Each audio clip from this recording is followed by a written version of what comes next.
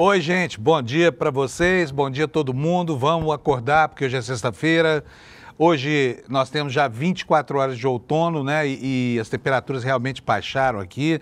Tivemos um dia espetacular ontem aqui em São Paulo e, no geral, foi muito mais agradável no Brasil inteiro, né? Eu até fiz uma foto ontem do pôr do sol, porque de manhã falei aqui com vocês, falei, olha, tomara que o outono traga logo de volta primeiro as temperaturas amenas, né, e depois essa vista linda aqui. Isso aqui é uma foto feita lá da minha janela, né, um pôr do sol outonal, tá aí, sem retoque nenhum, sem filtro nenhum, esse céu dourado, olha que coisa bonita, ó.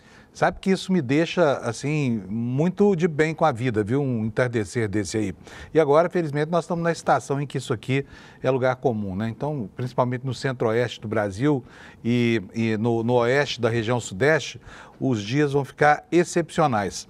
Pena que o tempo não esteja bom no campo da política, porque a extrema-direita brasileira continua aprontando, né? A pressão contra o juiz Alexandre de Moraes lá nos Estados Unidos está entrando em um estágio de chegar ao paroxismo, né? Nessa campanha insidiosa feita pelo Eduardo Bananinha, que dedicou agora a sua vida a tentar construir uma falsa imagem do Brasil lá fora, fazendo crer que aqui existe uma ditadura, que existe restrição à liberdade de expressão, e alguns parlamentares americanos embarcam nesse negócio aqui, apesar das mentiras rematadas que esse cara conta todo dia nas entrevistas que dá, nas lives de que participa, enfim. Então nós temos aí um clima estranho em que deputados americanos querem impedir um juiz brasileiro de julgar conforme as leis brasileiras. Não é esquisito isso para vocês? A gente vai tratar de tudo isso aqui hoje. Antes de tudo, né, vamos ver aqui os destaques no site do ICL hoje, que está uma boa visão panorâmica do que acontece nos nossos dias tumultuados dessa semana, né? E nós tivemos ontem uma série de coisas. Olha, o Congresso aprovou o orçamento, né?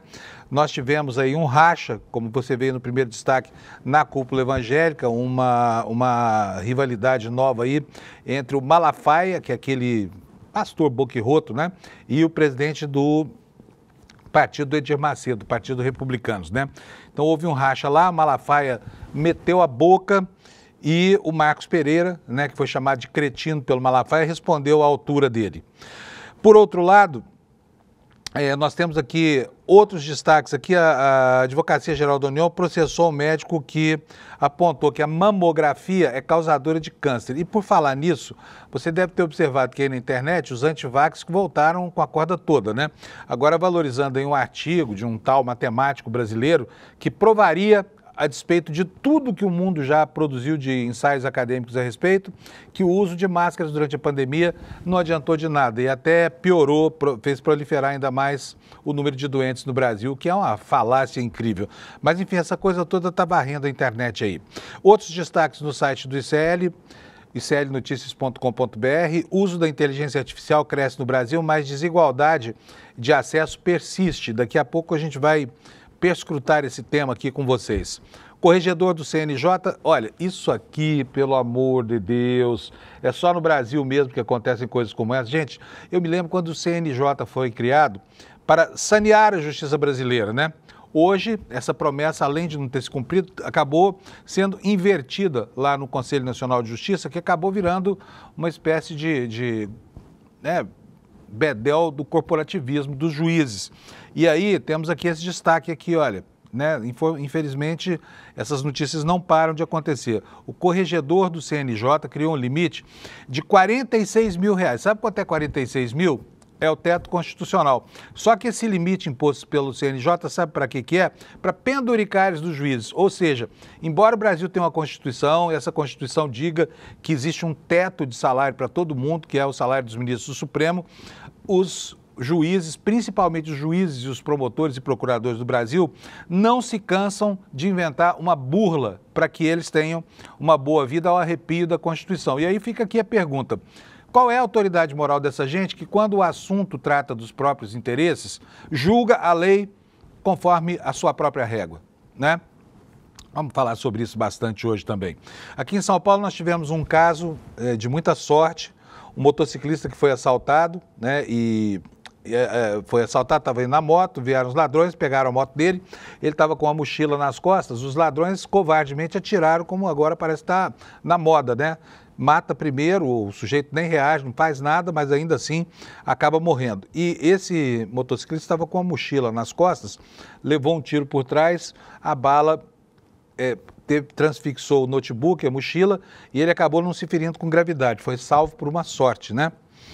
E boa notícia para todo mundo, boa notícia, o Eduardo Bolsonaro diz que só volta ao Brasil quando Moraes sair do Supremo Tribunal Federal. Como pela lei isso só vai acontecer em 2043 na expulsória, estamos livres do Bananinha por aqui por muito tempo. Ele vai continuar chapeiro lá nos Estados Unidos, sei lá o que vai fazer, né? Concierge do pai, que vai com certeza vazar do Brasil para não ser preso, né? E temos, curiosamente, também, entre os destaques de hoje, a história de um golpista lá em Brasília que enganou 40 senadores pelo WhatsApp. Ele se fazia passar por parlamentar e pedia dinheiro para a galera. Ele foi preso. Mas o montante do roubo é pequeno. A polícia o acusa de ter roubado R$40 mil de 40 parlamentares diferentes, né? Então tá aí os golpes pelo WhatsApp. E os golpes pelo WhatsApp hoje em dia estão tão sofisticados, né, que é fácil cair mesmo. Agora, eu não sabia que o deputado estava exposto a essa sanha também. Esses são os destaques aqui no site do ICL. Eu vou chamar o meu querido companheiro Alex. Alex, bom dia. Bom dia, Panúzio. Tudo bom?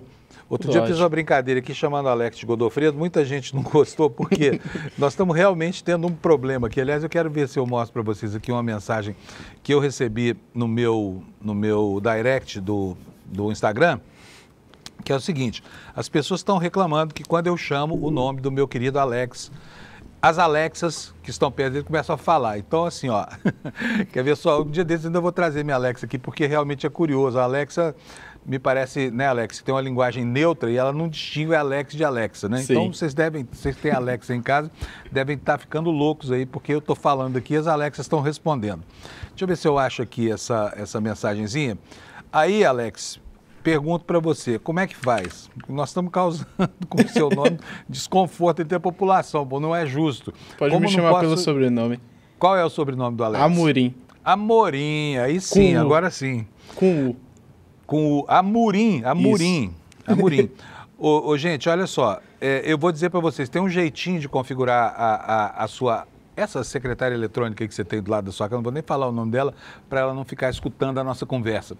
Mas você pode rebatizar com um novo nome, acho que o nome é Eco, né? Para entrar aí, nisso tem que entrar nas configurações aí pelo seu celular, fazer isso tudo, que aí a Alexa para de encher o seu saco toda vez que eu falo o nome do meu querido Amorim aqui, porque isso é o país que não tem liberdade de expressão. O apresentador do programa não pode chamar o seu companheiro pelo nome. Foi culpa do Xandão, não é não, Alex? Que assona, isso aí. Amorim, aliás, deixa eu falar aqui a palavra certa, Amorim.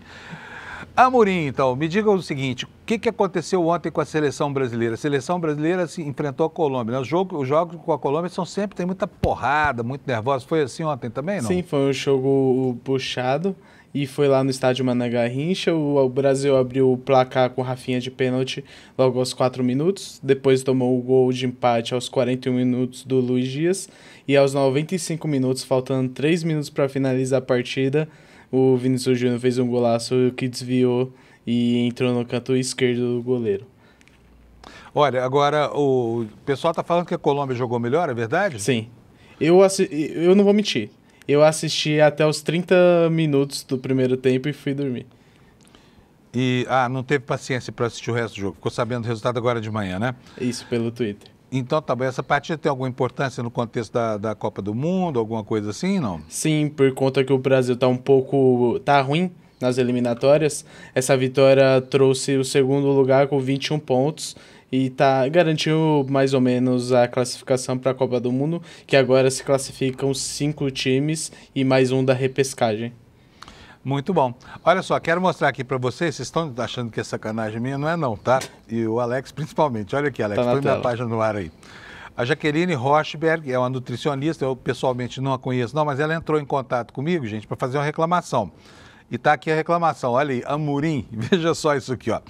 Meu marido e eu acompanhamos seu trabalho há muitos anos, estamos muito felizes por já acordarmos com as atualizações do dia no Desperta, mas A Alexa responde o tempo todo quando você conversa com o seu Alexa aí. Mas não tem problema, continue seu trabalho que eu dou um jeito de mantê-la sob controle aqui em casa. Obrigado por tudo. Super simpática aqui a reclamação, mas você viu que é verdade, né, Alexa? Eu não estou brincando. Vamos fazer um tutorial para trocar o nome da Alexa para Echo. Tá, então tá bom. Segunda-feira a gente faz um tutorial aqui, tá? Ótimo. Bom, vamos começar então? Bom programa. Vamos ver como é que tá a meteorologia? Bom programa aí para nós. Amorim. Gente, olha aqui, ó, vamos começar pelos avisos meteorológicos. Esse mapa que eu estou mostrando aqui para vocês é o mapa do dia de ontem, né, que mostra aí como foi a chuvarada no Brasil. Olha, toda essa área aqui, quanto mais verde, mais intensa é a chuva, quanto mais vermelho, mais é a maior intensidade, né? Então nós estamos vendo aqui, olha, lá onde está aquela encrenca do petróleo, né, como é que chama aquilo? Na costa ocidental, esqueci o nome aqui, mas enfim, choveu bastante também aqui na fronteira do Brasil, no extremo leste, né, dos estados da região amazônica, choveu muito também aqui no centro-oeste e em Minas Gerais. E por isso, hoje, a previsão não muda, tá aí, olha, o que vai acontecer, toda essa área em amarelo ou laranja é onde vai cair muita chuva hoje no Brasil. E a área em laranja é a área onde nós potencialmente podemos ter problemas aqui, né? Essa área que vai chover muito está concentrada aqui, olha, em todo o estado do Pará, Tocantins, boa parte do Piauí e o sul do Maranhão. E também temos aqui um território pequeno no leste de Minas Gerais, nas serras que dividem o estado do Espírito Santo e do Rio de Janeiro. Aqui o alerta, olha aqui, olha, chuvas intensas, vamos clicar aqui para saber exatamente o que vai acontecer. Chuva entre 30 e 60 milímetros por hora, tá? Por hora, é chuva muita. E 50 a 100 milímetros por dia, com ventos intensos de 60 a 100 km por hora. Isso pode trazer risco de corte de energia, queda de galhos de árvores, alagamentos e descargas elétricas. Vamos agora ver as temperaturas, como é que vão ficar? Para a gente saber se hoje teremos, aliás, nós teremos um fim de semana aí com a previsão não está boa para quem gosta de praia, de sol, essa coisa toda, né? Começamos aí os primeiros dias do outono com muita chuva prevista. Vamos ver qual será aqui a previsão do tempo, começando como eu faço quase todo dia, né? Porque isso aqui muda o sabor dos ventos. Começando aqui pelo sul. Porto Alegre vai ter nuvens com máxima de 30, a mesma situação para Florianópolis com 29, 28 em Curitiba, São Paulo 27. Teremos no Rio de Janeiro 30 graus, né? Alívio, portanto, para os cariocas, embora para eles isso também seja quente. Em Vitória, tempo nublado, pancadas de chuva, 23 graus de mínima, 36 de máxima. Aqui eu passo a Belo Horizonte, nuvens, pancadas de chuva isoladas, 28 graus de máxima. Brasília, a mesma coisa, 28 graus. Goiânia, exatamente a mesma previsão, com 31 de máxima. Campo Grande, 32 graus. Cuiabá, 33 graus, pancadas de chuvas isoladas. Aí vamos aqui para o Tocantins. Nuvens, pancadas de chuvas, trovoadas isoladas, máxima de 35 graus. Salvador com máxima de 32 e nuvens, e a mesma previsão para as demais capitais do Nordeste, cuja temperatura vai ficar aí entre 31 e 32 graus, né? 30 graus em Fortaleza vai ser a mais fresquinha, 31 graus lá em Teresina, capital do Piauí, e em São Luís, 30 graus. Na Amazônia brasileira, nós teremos aqui, olha, Belém com 33, Macapá com 32, Boa Vista, lá em Roraima, com 33, Manaus com 32, Porto Velho com 31 e Rio Branco com 32. Assim será o clima no Brasil durante o dia de hoje. Chove nessas áreas verdes, onde tem verde escuro chove mais, onde tem verde claro chove menos, onde tem amarelo chove menos ainda. Então teremos muito aguaceiro ainda na abertura deste outono. E agora nós vamos ver fatos relacionados aqui à meteorologia. Olha, a previsão do tempo no G1 está dizendo que o primeiro fim de semana do outono vai ter manhãs frescas e chuva, né, em grande parte do Brasil. Vai se despedindo delas, né? Já choveu pouco no verão, que acabou ontem, vai chover pouco também no outono, que é uma pena, mas é a estação mesmo em que começa a seca, né? Qual é a previsão? Primeiro fim de semana do outono deve ter a volta de manhãs frescas e chuva em grande parte do país. A nova estação teve início às 6 horas da manhã de ontem. Para o fim de semana, A Climatempo está destacando que algumas regiões podem ter mudança na meteorologia ao longo do fim de semana. Região sul, área de alta pressão vem mantendo firme o tempo frio pela manhã, vai se deslocando para o oceano, aumentam as temperaturas e a chuva volta no sábado em Santa Catarina e no Paraná. No sudeste, tempo semelhante ao do que se viu nos últimos dias. Manhãs já um pouco mais frescas e o retorno de uma amplitude térmica característica do outono, que é ótimo, né? No domingo pode voltar a chover forte em São Paulo, no Rio de Janeiro, Espírito Santo e em parte de Minas, a chuva perde força ao longo dos próximos dias. E no centro-oeste, previsão de calor e pancadas isoladas, pode chover forte principalmente no Mato Grosso, assim vão ser os próximos dias neste fim de semana. Então aproveite, porque temperatura amena, chuva por aí, nada que nos assuste, né? Pelo contrário, sensação de conforto. Ocorre que o aquecimento global está deixando cicatrizes aí fraturas, né, na superfície do planeta e, enfim, e a gente pode ver claramente os efeitos do que está acontecendo em alguns trabalhos, em algumas medições. O Carlos Madeiro, né, da Folha de São Paulo, do UOL, está nos avisando que houve uma perda da área seca no Brasil, ou seja, houve um aumento da área seca do Brasil durante 2 anos, que equivaleu ao território da Jamaica. E aí a gente vê a foto da foz de um rio, né, um afluente do rio Tapajós, lá na Amazônia, em que a área que era fundo de rio, a gente vê que virou, olha, esse barro quebrado, né, seco, desidratado, que a gente está vendo aqui na capa do meu navegador. Eu vou ter que sair do navegador aqui, já volto a ele, porque ele simplesmente travou aqui, mas já vai destravar, já vou voltar com ele aqui, tá? Nós já vamos começar a falar sobre os outros assuntos que são destaque hoje no nosso programa, mas eu preciso voltar aqui com o meu navegador para que eu possa continuar com vocês aqui a nossa pauta, porque eu dependo deste senhor aqui, deste computador. Vou aqui restaurar todas as páginas, vamos ver se deu certo, deu certinho. Então nós estávamos aqui na foto dessa senhora, na foz de um afluente do rio Tapajós, e a gente vê sob os pés dela, né, o chão com esse barro fraturado, esse barro quebrado aqui, que é o lugar onde a água ocupava esse espaço aqui. Isso aqui era lama, veio o sol, secou e vira isso. Isso está se tornando, né, uma paisagem comum ao longo do Brasil aí. O que diz a matéria do UOL? Diz que a área seca do Brasil aumentou 970 mil hectares em 2 anos, o equivalente ao território da Jamaica, segundo dados do MapBios. O crescimento é uma tendência observada desde 2009, segundo a rede de pesquisa, que é formada por instituições, ONGs, cientistas associados e produz mapas e dados sobre o solo brasileiro. Esse número corresponde, olha, a 2 vezes a área do Distrito Federal, ou a 1.300.000 campos de futebol. Eu acho pessoalmente engraçado essa comparação com campos de futebol, porque quando a gente, por exemplo, você tem uma área de 5 campos de futebol, você consegue visualizar, né? Mas 1.300.000 campos de futebol é um número que, embora seja vistoso, não diz muita coisa para a gente, né? A gente consegue perceber a dimensão. Mas aí você pega no mapa e vê lá, um Distrito Federal e mais 1/3 do Distrito Federal, a gente perdeu de área molhada e ganhou de área seca no Brasil por conta dos efeitos da devastação provocada pelo homem na natureza, né? Então já sabemos tudo sobre a meteorologia, já temos aqui as impressões sobre as consequências do aquecimento global. Vamos para os assuntos do dia. Quem está apertado de grana, olha, pode já começar a se candidatar ao crédito consignado para os trabalhadores que têm carteira assinada, né? Porque está aí na tela, começa hoje o empréstimo com o FGTS dado como garantia. E aí, aqui tem um tutorial que a Folha fez para nos dizer como é que você vai conseguir pegar esse dinheiro do Fundo de Garantia. O trabalho ainda não está todo. Alex, pode tirar para mim, por favor, que travou de novo aqui o meu navegador. Eu não sei o que está acontecendo com esse computador aqui, mas ele está travando e isso aqui atrasa a nossa vida. Então, você que tem carteira assinada já pode se candidatar ao crédito consignado em condições muito mais vantajosas.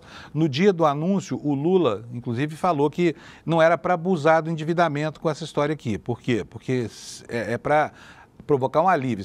Esse novo tipo de consignado é para aquelas pessoas que estão devendo do cartão de crédito no crédito pessoal, pagando aí até 400 por ano de juros, né, no caso do cartão de crédito, e até 70% dos créditos de capital de giro ou dos empréstimos pessoais, e aí você troca a sua dívida velha, cara, por uma dívida nova um pouco mais barata, se bem que a expectativa é de que nós teremos juros na casa dos 40% para essa linha de crédito, o que não é pouca coisa, tá? 40% ao ano, né?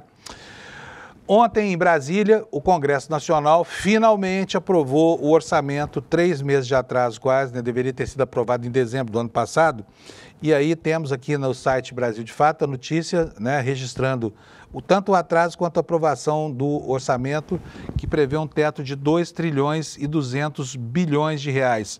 Bolsa Família, Farmácia Popular, Auxílio Gás e Ações de Cultura perderam espaço em relação a 2024. E isso por quê? Os próceres da banca, aí, né, os senhores do mercado financeiro, continuam achando ruim que a gente tenha gastos sociais no Brasil. Queriam tudo para eles. O Brasil já tem na sua Constituição, se eu não me engano, artigo 167, a previsão de algo chamado regra de ouro, que nem todo mundo sabe o que é, mas quem lida com dinheiro grosso sabe. Essa regra de ouro prevê que o país não pode gastar mais com investimentos, despesas de custeio da máquina, essa coisa toda, do que com dívida e endividamento, né? Ontem a gente tratou bastante disso no mercado de investimento, eu com a Débora Maganha, e hoje nós vamos voltar a falar desse assunto lá às 11 horas da manhã, você não pode perder, tá bom? O que diz aqui essa reportagem sobre o orçamento votado finalmente ontem? Após intensas costuras políticas, o Congresso Nacional aprovou a proposta de orçamento da União para 2025 na tarde de ontem. A votação da medida estava atrasada desde dezembro, prazo constitucional para análise do texto. É outra coisa que é letra morta no Brasil, né? Esse prazo que a Constituição dá ao Congresso, porque, a rigor, o Congresso não poderia nem sair de recesso sem aprovar o orçamento. Não só saiu, como ficou até agora, né? Até o mês de março não disse a que veio o Congresso Nacional. O texto chancelado por deputados e senadores é o parecer do relator, que é o senador Ângelo Coronel, do PSD da Bahia, que prevê para as despesas públicas um teto de 2 trilhões e 200 bilhões, limite definido pelo arcabouço fiscal fixado pela Lei Complementar número 200/23. A proposta recebeu sinal verde por meio de votação simbólica, um método em que não há computação individual dos votos e contou com ressalvas contrárias apenas do Partido Novo e do deputado Kim Kataguiri, do União de São Paulo. Medida tramita formalmente como projeto de lei do Congresso Nacional 26/2024, de autoria do Executivo. E um dos destaques da proposta é o fato de que o relatório foi aprovado com uma projeção de superávit, atenção, de superávit primário, bem acima do esperado. O texto inicial do governo previa 3 bilhões de sobras nas contas da União após o pagamento das despesas, enquanto o texto final do Congresso calcula um total de 15 bilhões de reais.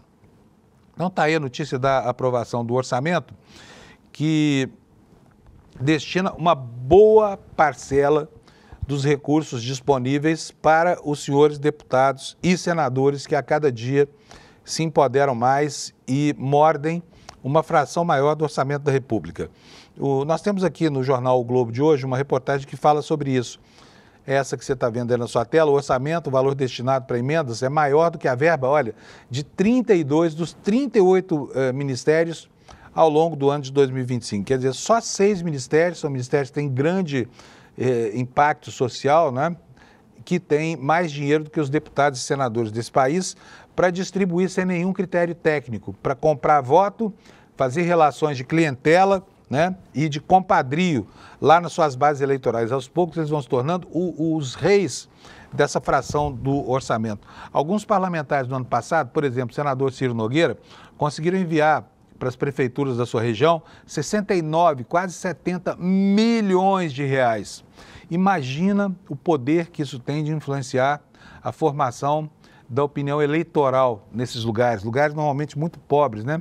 Onde o sujeito arranja lá um dinheirinho qualquer, manda para a prefeitura, depois vira o rei do lugar. Curiosamente, essa gente que tanto se aproveita, né, da oportunidade eleitoral criada por esse dinheiro que sai do seu bolso aí, você que paga imposto via tributação, e vai acabar no bolso desses parlamentares, porque não deixa de constituir uma vantagem pessoal a apropriação desses recursos com fins eleitorais, ainda que não haja corrupção, né? Isso acaba, inclusive, criando uma distorção da representatividade. Por quê?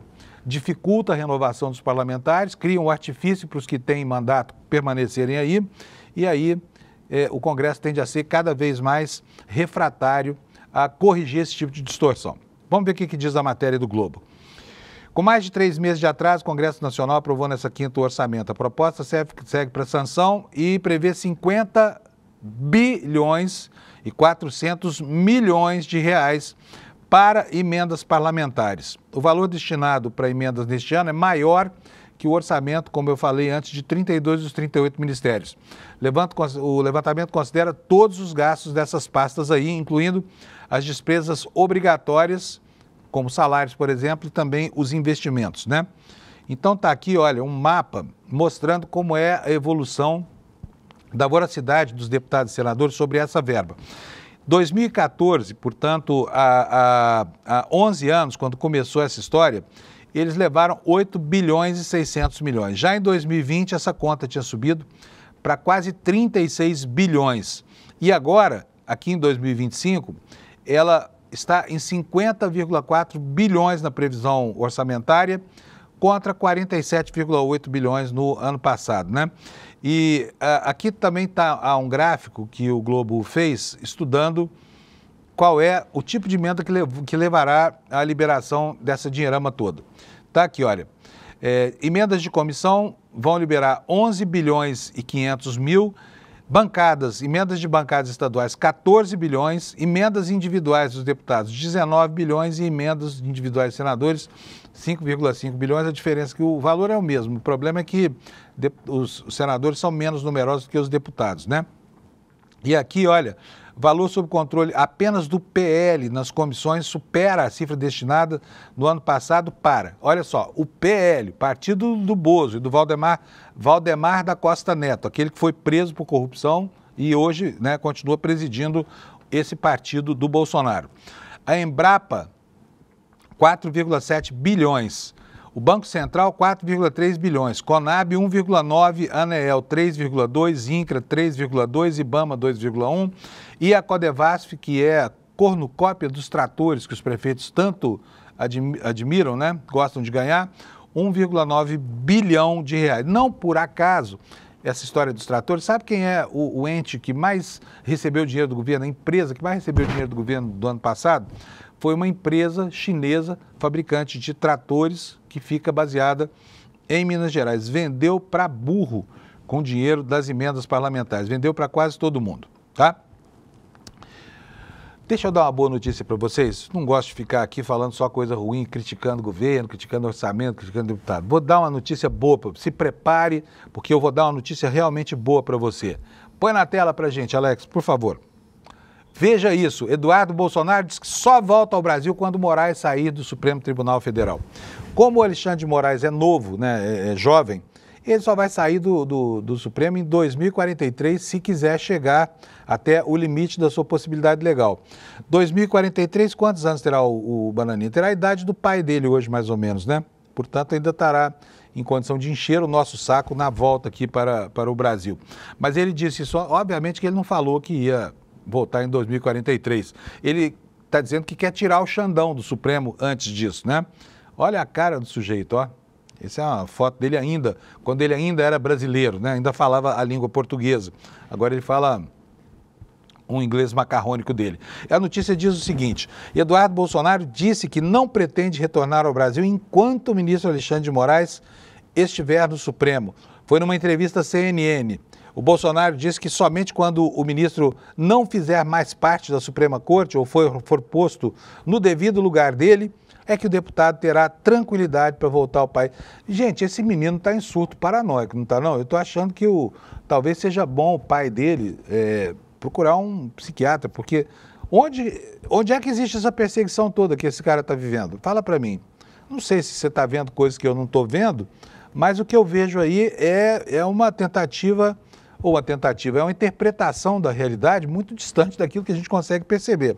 Os caras falam que não tem liberdade de expressão, organizam um ato na antevéspera de dar essa declaração no Rio de Janeiro, tudo bem, queriam reunir 1 milhão, reuniram só 4%, não foram Não foram 20 mil pessoas lá, mas falaram o que quiseram, ameaçaram Alexandre de Moraes. O Malafaia, que é o porta-voz desses neonazistas brasileiros aí, disse o que quis. Onde está o problema com a liberdade de expressão no Brasil mesmo? Hã? Onde é que está a liberdade de expressão no Brasil? Não sei. A falta de liberdade de expressão no Brasil. Bom, olha só, não tem a possibilidade de eu retornar ao Brasil. Eu não serei mais um inocente preso justamente para ver minha esposa visitar um presídio, meus filhos crescerem. Agora, de onde é que saiu a ordem de prisão para prender esse cara, hein? Talvez do manicômio judiciário, que deve estar maluco, não, só pode ser, porque não tem nem processo contra ele. Como é que vai prender o cara? Ele é deputado federal, pelo menos até agora era, se diz que vai renunciar, não sei se vai renunciar ou não, mas o deputado tem ainda mais prerrogativas que qualquer brasileiro, né? Ele tem inviolabilidade da fala, ele pode falar praticamente tudo que quiser, desde que não cometa crimes também, porque há limite para tudo na vida, né? Mas vamos lá então, o que mais que disse o Bananinha? Está dizendo aqui, ó, não vai deixar a mulher dele visitar presídio, não vai permitir que os seus filhos não cresçam sem vê-lo. E aí ele diz o seguinte, isso daí não é justiça, isso aí não é democracia. Não, realmente se estivesse acontecendo isso, não seria, só que não está, né? Não está acontecendo nada disso. Visando as eleições de 2026, o deputado também mencionou a possibilidade de disputar uma vaga no Senado Federal pelo estado de São Paulo. Uai, mas não vai sair do Brasil até 2043? Vai ser candidato a senador lá da Disneylândia? Em seguida, no entanto, diz que essa decisão só fará sentido se houver uma mudança significativa no cenário político brasileiro. Provavelmente com a deflagração daquele golpe, né? Que flopou, que falhou, que deu chabu. Talvez seja isso que ele queira. Mas está difícil, né? Se eles, enquanto estavam no poder, não conseguiram encetar um golpe de Estado, imagina o que vai acontecer agora, né? Ele também acusou o governo Lula de fazer críticas constantes ao presidente dos Estados Unidos. Nossa, aí não pode, né? Liberdade de expressão não tem. Acusou o presidente Lula de fazer críticas constantes ao presidente dos Estados Unidos, Donald Trump, em sintonia com as ações de Alexandre de Moraes. Que crime terrível o Lula está cometendo, né? Aliás, tem sido até bastante moderado. É talvez outro surto aí da paranoia que acomete esse sujeito, Eduardo Bananinha. Bom, aqui diz mais, diz o seguinte, olha, o filho do ex-presidente Jair Bolsonaro voltou a criticar o presidente Lula, ele pode, né? E o ministro Alexandre de Moraes. Na entrevista, Eduardo acusou os dois de trabalharem juntos para criar uma situação de guerra comercial.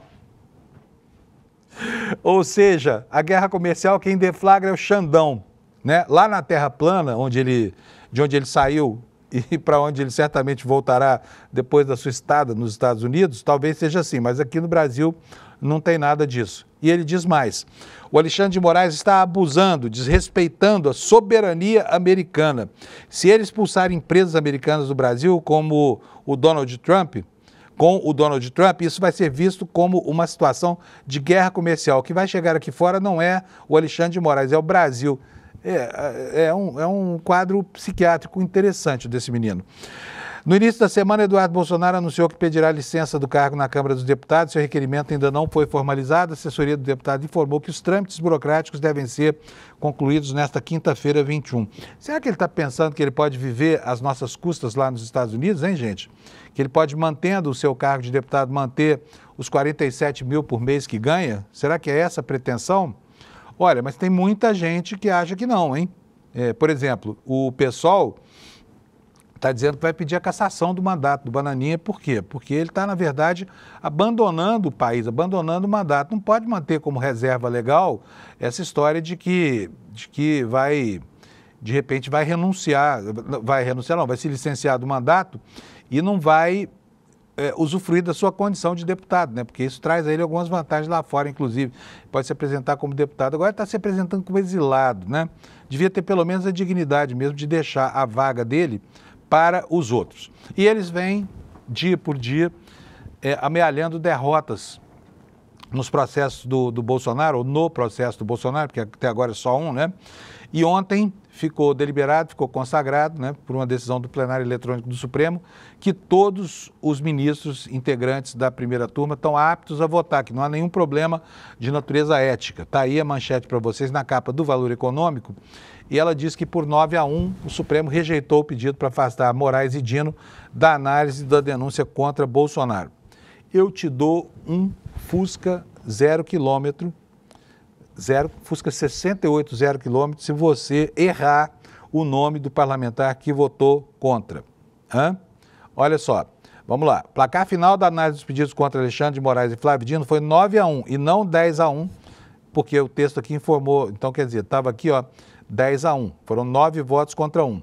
O Supremo Tribunal Federal rejeitou 4 pedidos que questionavam a participação de Alexandre de Moraes, Cristiano Zanin e Flávio Dino na análise da denúncia apresentada contra o ex-presidente Jair Bolsonaro por golpe de Estado, né? O ministro André Mendonça, tá?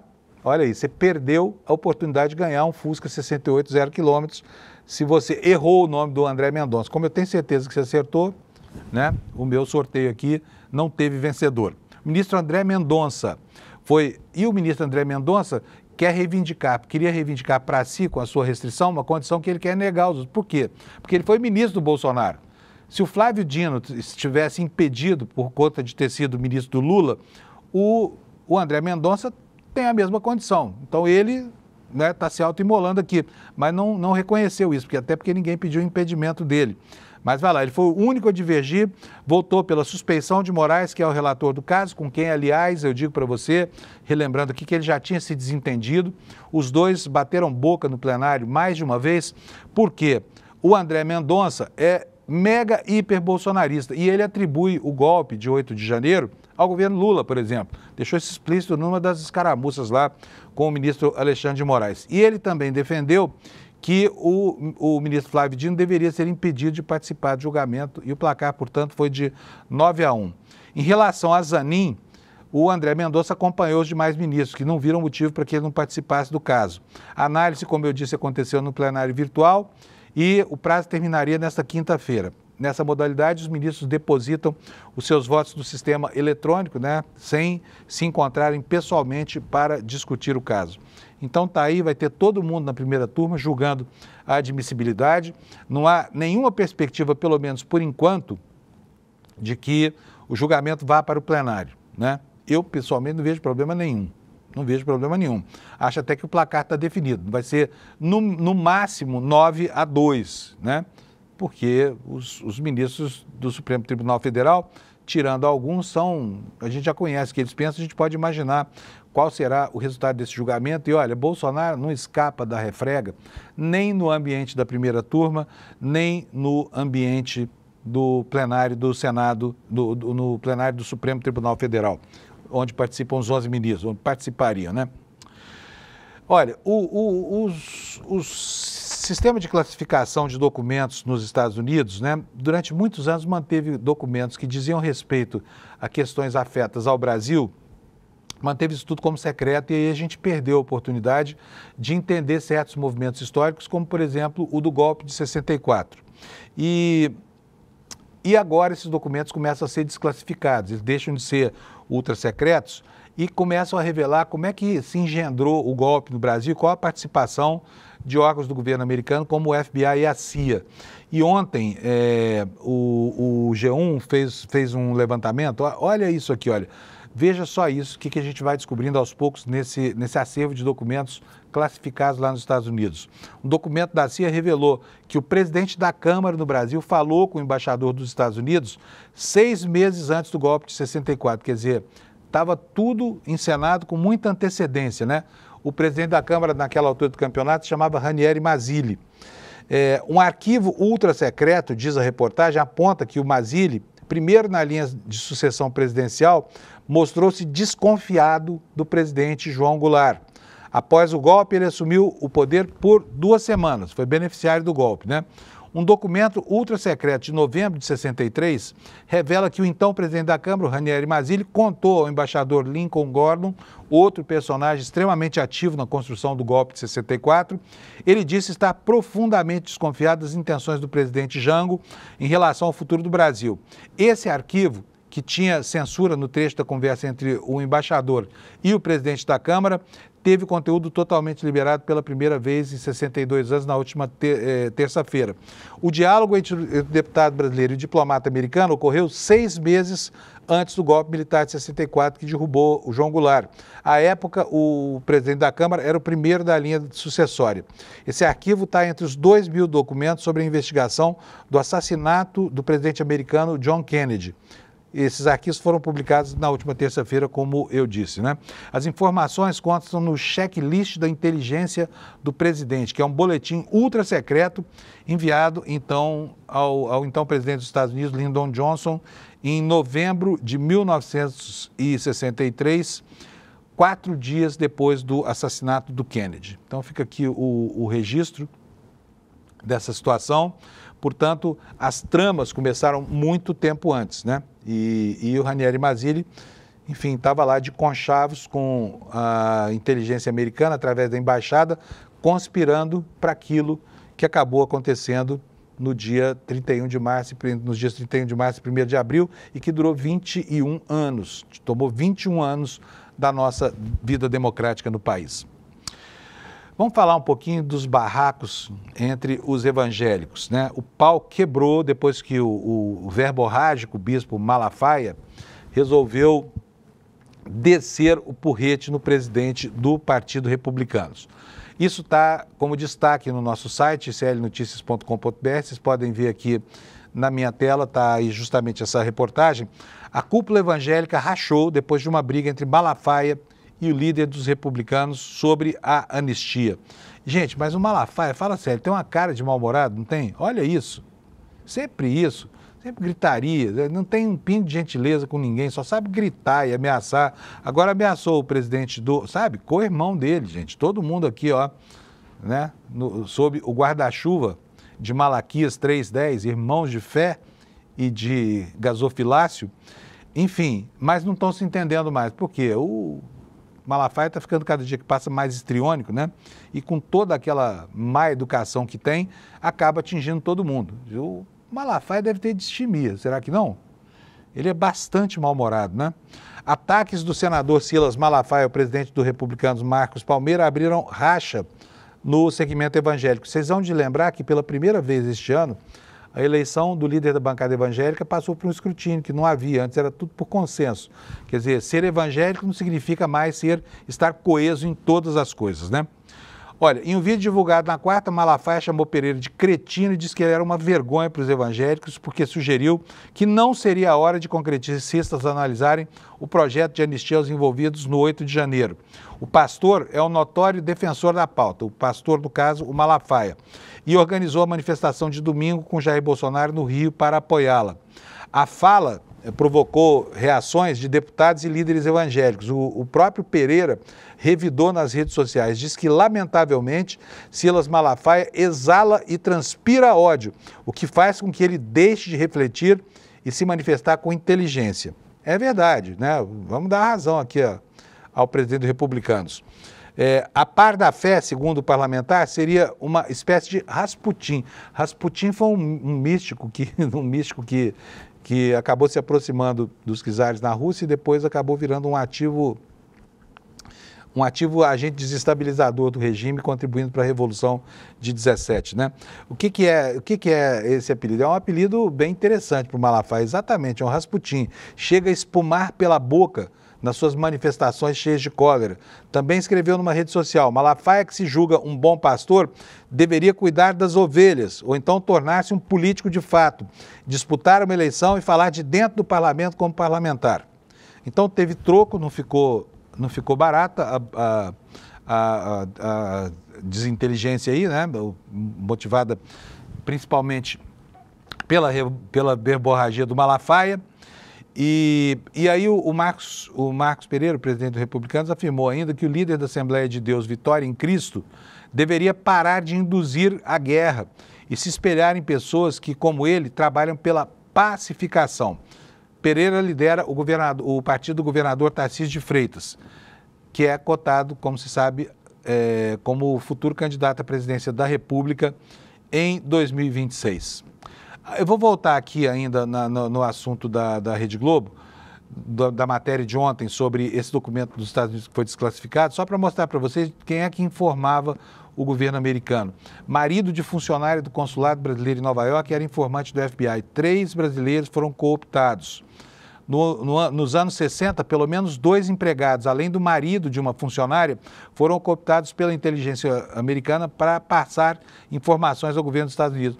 Repare bem, hoje, quem passa informações para o governo americano é um ex-presidente da República. O nosso X9, o dedo duro, o informante, o agente da CIA, é ex-presidente da República. E não só ele, seus filhos também estão lá instruindo o tempo inteiro o governo americano nas suas compiratas pró-golpe aqui no Brasil, né? Mas esta informação aqui dá conta de que antes era preciso aliciar a gente no Brasil para levar e trazer informações que os americanos queriam estrategicamente sobre o nosso ambiente da política. Documentos confidenciais do Departamento Federal de Investigação americano, do FBI, mostram que durante os anos 60 os Estados Unidos mantiveram pelo menos 3 informantes dentro da Embaixada do Brasil em Washington. De acordo com um dos memorandos do FBI, um dos informantes era marido de uma funcionária do consulado brasileiro em Nova York. O número de informantes aparece em uma tabela que está em um dos milhares de documentos que vieram a público essa semana relativos à investigação da morte do Kennedy. A liberação dos arquivos foi autorizada pelo presidente Trump em janeiro deste ano, documentos que envolvem relatórios de diversos órgãos americanos como a CIA e o FBI. Tá? Hoje em dia é mais fácil para ele, não precisa contratar o marido da faxineira. Contrata logo um ex-presidente da República desempregado, que não tem o que fazer, que esse cara fica instruindo o governo americano sobre como interferir no Brasil, né? Essas coisas não saem baratas. Por quê? Mais uma vez o Bananinha está às voltas aqui com uma ação no sentido de corrigir os seus comportamentos, né? Desta vez o PSOL pediu à Câmara Federal para rejeitar essa tal licença do Bananinha, como eu falei, para declarar o abandono do mandato. O que isso significa? Vamos ver agora aqui.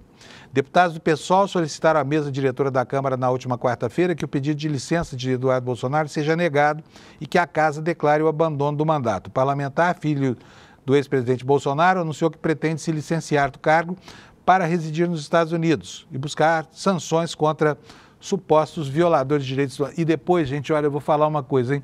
Não te causa espécie ver os caras que a vida inteira pregaram a morte, defenderam a ditadura, defenderam a tortura, homenagearam o torturador, que se compadeceram da situação de milicianos presos, que os condecoraram. Essa gente agora fale dia e noite sobre direitos humanos. Gente que nem sabe o que é isso. Eles não sabem de onde vem. Eles querem armas para as pessoas se matarem umas às outras. Vem falar em direitos humanos. Gente que quer reduzir a maioridade penal para encarcerar criança. E vem falar em direitos humanos. Mas vamos lá. Na representação, os parlamentares do PSOL alegam que Eduardo Bolsonaro está abusando das suas prerrogativas. Segundo eles, essa medida não tem caráter estritamente pessoal, mas sim político, configurando, portanto, o abandono do mandato. O pedido foi assinado por quem? Chico Alencar, Talíria Petroni, Glauber Braga, Tarcísio Mota, Sâmia Bonfim, Luiz Erundina, Ivan Valente, Célia Chacriabá e Fernanda Melchiona, do Rio Grande do Sul, que aparece aqui nessa fotografia. Então tá aí, se tudo der certo, né? Se o roteiro institucional for cumprido, que eu duvido bastante, o Eduardo Bananinha vai ser considerado ex-deputado muito antes do que ele pensa, né? E o pai dele também está passando por maus bocados nesse momento aqui. Tem mais um pedido de prisão preventiva do Bolsonaro. Certamente não vai acontecer antes do julgamento, né? Não vai acontecer, mas tem um novo pedido de prisão preventiva. Esse pedido está aqui na revista Fórum, que fala muito entusiasticamente do assunto. Eu não acredito em prisão preventiva do Bolsonaro, não, a não ser que ele faça alguma loucura maior do que tudo que ele já tem feito. Mas vamos lá. Alexandre de Moraes encaminhou à PGR uma notícia-crime contra o ex-presidente, encaminhada desta vez por uma vereadora do Rio de Janeiro, que se chama Liana Cirne. O que diz a notícia? Prestes a virar réu no Supremo por tentativa de golpe de Estado, O ex-presidente Bolsonaro pode ser preso preventivamente antes mesmo do julgamento. Isso porque um pedido de prisão preventiva do ex-presidente foi apresentado pela vereadora Liane Cirne, do PT de Pernambuco, foi recebido pelo ministro Alexandre de Moraes, do Supremo Tribunal Federal, e encaminhado já à Procuradoria-Geral da República para análise.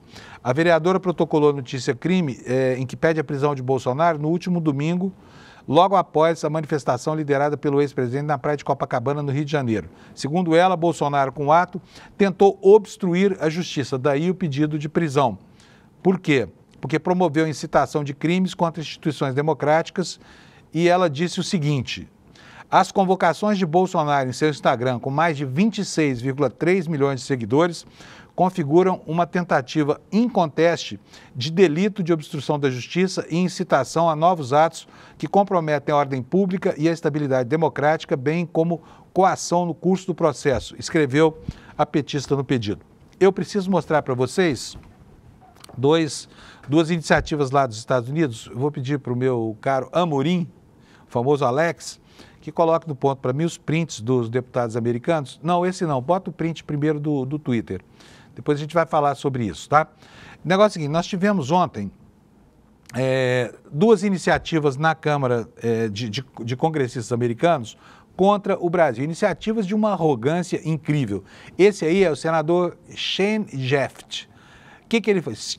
Shane Jett, ele diz o seguinte: é o discurso do presidente da Câmara do Brasil criticando aqui o Hugo Mota, porque o Hugo Mota foi correto e disse que não existe ditadura nenhuma no Brasil, né? Então ele criticou o Hugo Mota dizendo que o discurso do Hugo Mota demonstra um total descolamento da realidade. Dias atrás, o amigo dele, Bolsonaro SP, que é o Eduardo Bananinha, foi obrigado a se afastar do mandato devido à perseguição que ocorre no Brasil.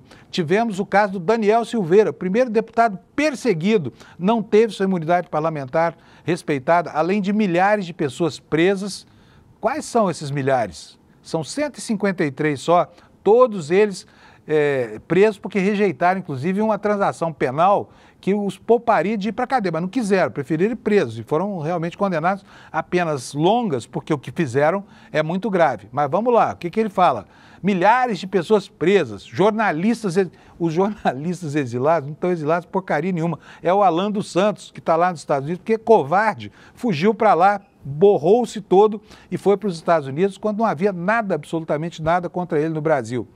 E contas retidas por expressarem as suas opiniões. Nada sobre a empresa que se recusa a ter um registro do Brasil, como manda a legislação brasileira, né? Então, essa foi uma das manifestações. Não, eu tenho a outra aqui, eu vou botar aqui na minha página, eu quero mostrar para vocês, é uma outra manifestação tá na tela aí, pode botar, por favor? Quem é esse cara aí? Rick McCormick, esse é um deputado, o outro era um senador, né?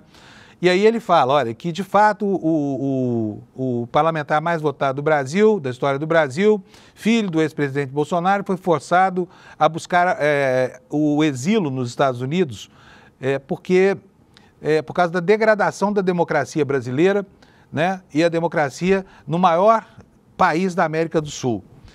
A representante deputada lá, Elvira Salazar, e ele mandaram uma carta para o presidente americano descrevendo a situação. Vou mostrar a carta para vocês. Agora pode botar a carta aí, Alex, por favor. Essa carta aqui é um total disparate, né? E é risível, assim. Está na tela aí para vocês. Olha, o que diz aí essa carta? Eu vou ler rapidinho aqui algumas coisas para vocês, para que vocês possam ter noção de como essa gente é estranha. Está em inglês aí, que ela diz: semana passada, o ex-presidente Jair Bolsonaro foi indiciado no Brasil uma tentativa descarada do regime brasileiro de afastar o principal candidato da eleição do próximo ano. O indiciamento do ex-presidente Jair Bolsonaro não tem nada a ver com justiça. Trata-se de eliminar a concorrência política por meio de lawfare judicial, assim como o presidente Trump foi alvo antes de fazer o maior retorno político da história. O ministro Alexandre de Moraes transformou o judiciário brasileiro em uma arma para esmagar a oposição, proteger o presidente Lula e manipular a eleição de 2026, antes mesmo de um único voto do senador ser lançado. E aí segue assim, uma quantidade de bobagem dessa carta. Não sei como é que um congressista americano não tem mais o que fazer, não sei ficar dando ouvido para essa gente paranoica aqui no Brasil. E nós tivemos também um caso aqui no Brasil muito feio, né, de uma agressão perpetrada por um senador do PSDB que atingiu a ministra Marina Silva, né? E foi uma manifestação muito desastrada, muito mal colocada, que falava em enforcamento, né? Nós vamos ver agora a reação da ministra Marina Silva a esse disparate metafórico, né? Que aconteceu durante o dia de ontem e olha, disse muito sobre o machismo, né, na política brasileira, porque todo mundo sabe, a política brasileira ainda é um autêntico clube do bolinha, não só do ponto de vista da representação feminina, né, mas também com relação ao espaço que as mulheres ocupam e que tem sido alvo de cerceamento por esses machões aí. O nome do senador que fez esse disparate é Plínio Valério. O que ele disse? Ele falou que ficou 6 horas ouvindo a ministra durante uma das CPIs no tempo da Covid e que conseguiu fazer isso sem enforcá-la. Que falou com a mulher dele, até a mulher dele disse para ele que, nossa, se você tivesse comigo a mesma paciência que tem com a Marina, a gente não brigava nunca aqui. Então o senador metido, engraçadinho, falou um baita disparate aqui, e isso gerou uma repercussão. Eu vou pedir para o Alex colocar para a gente a fala da ministra Marina Silva rechaçando essa empreitada machista. Por favor, Alex. Dificilmente talvez isso fosse dito se o debate fosse com um homem. É dito porque é com uma mulher. É dito porque é com uma mulher preta, uma mulher de origem humilde e uma mulher que tem uma agenda que em muitos momentos confronta os interesses de alguns que, no meu entendimento, deveria ficar apenas no espaço da divergência política. Falou tudo a ministra, sabe? Se fosse outro homem, não teria dito, fiquei com vontade de informar o fulano, de enforcar o fulano de tal, né? Não se usa isso num diálogo entre homens, principalmente entre homens né, acometidos por essa coisa do machismo estrutural. Então fica aí aqui o registro, né? É uma pena que nós tenhamos no Brasil ainda parlamentares que fazem uso desse tipo de linguagem para atacar uma mulher, né? Está muito certa, Marina. Se fosse um homem o objeto dessa assertiva, com certeza ela não teria acontecido, porque um homem não fala que vai enforcar outro, só fala quando é uma mulher, como disse muito bem a ministra, uma mulher preta ainda por cima, né? E a pena é que esse senador, cujo nome eu pronunciei hoje pela primeira vez aqui, de cuja existência eu tomei conhecimento ontem, dada a sua importância para o cenário político nacional, esse sujeito começa a sua vida política como jornalista antes de virar vereador lá no Amazonas e galgar aí, né, todos os degraus dessa escada até chegar ao Senado da República, tá bom? E no campo dos disparates, só para a gente ir rapidinho aqui, olha só, gente, 8 dos 10 juízes mais bem pagos do Brasil em 2024 são aposentados, né? Os 10 juízes que mais receberam dinheiro do Estado brasileiro estão vinculados ao TJ de Rondônia, tá? E eles receberam entre 2 milhões e 2 milhões e meio de reais no ano passado. 8 dos magistrados são aposentados, mais 2 estão na ativa. E esses dados foram coletados aqui nos sites do TJ de Rondônia, comparados aos contra-cheques de todos os magistrados brasileiros listados na base de dados do CNJ. E como se isso já não bastasse, privilégio, né, de 8, de 10, sempre de baseado assim, né? Olha, os parlamentares estão cobrando a apuração de um pedido de Pix da Infraero para uma festa da mulher do presidente da Infraero. É mole isso? É mole ou quer mais? Bom, a Infraero pediu que os funcionários pagassem pela festa de aniversário da mulher do presidente da estatal. E aí a senadora Mara Gabrilli e o deputado Sanderson acionaram o Ministério Público Federal para cobrar essa grande volta, né? Diz aqui a informação, a senadora Mara Gabrilli e o seu colega cobraram do Ministério dos Portos e do Ministério Público a apuração dessa história toda para que funcionários pagassem R$50 pela festa de aniversário da mulher do Rogério Barzilai, que é o presidente da estatal. Gente, está acabando, preciso falar para vocês não podem perder, vai ter uma jornada aqui no ICL motivacional.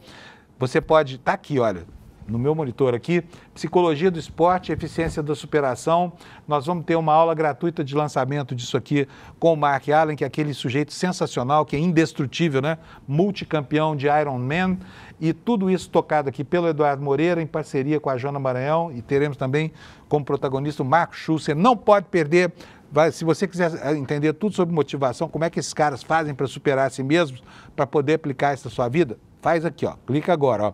despertaicl.com.br, faz lá a sua inscrição, é só deixar o e-mail e você ganha de graça um ingresso para participar desta aula magna sobre motivação, resiliência e superação.